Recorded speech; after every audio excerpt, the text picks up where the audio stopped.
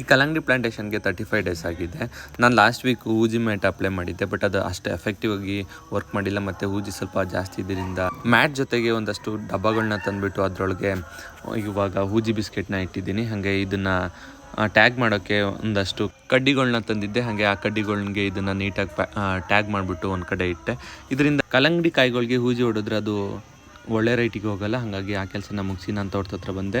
ತೋಟದಲ್ಲಿ second day ಕೆಲಸ start ಆಗಿತ್ತು. ಹಾಗೆ ಇವತ್ತು ಅವ್ರ ಜೊತೆಗೆ ಇಬ್ಬರು ಗೊನ್ಕಾರು ಬಂದಿದ್ದರು. ಹಾಗಾಗಿ ಇವತ್ತು ಆಲ್ಮೋಸ್ಟು ಕೊಯ್ಲನ್ನ ಮುಗಿಸ್ಕೊಳ್ಳೋದಿದ್ದಾರೆ. ಹಾಗೆ ಈ ಗೊನ್ಕಾರು ಕೆಲಸ ಮಾಡೋದನ್ನ ನೋಡೋದಂತೂ ತುಂಬಾ ಸಖತ್ತಾಗಿ ಮಜಾ ಕೊಡುತ್ತೆ. ಬಟ್ ಅವ್ರು ಮಾಡೋ ಕೆಲಸ ತುಂಬಾ ರಿಸ್ಕ್ ಆಗುತ್ತೆ. ಹಾಗೆ ಅವರು ಅಲ್ಲೇ ಊಟ ಪ್ರಿಪ್ರೇಷನ್ ಕೂಡ ರೆಡಿ ಮಾಡ್ಕೊಳ್ತಾ ಇದ್ರು.